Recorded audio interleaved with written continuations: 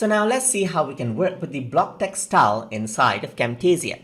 So to apply the block text style, you can go over here and bring in any annotation objects right here.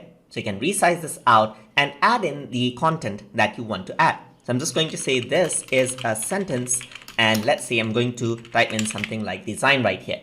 This is quite normal as a design, but block text makes it look a bit off but interesting to look at.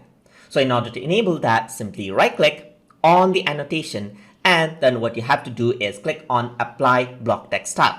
So what that does is it tries to align everything together. You can see that this is a sentence is in the same space, but design has been increased to match up with this one right here.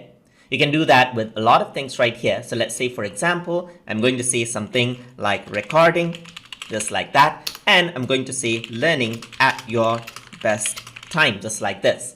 So if I were to right click and click on block text style, you can see that this is how it actually rearranges itself.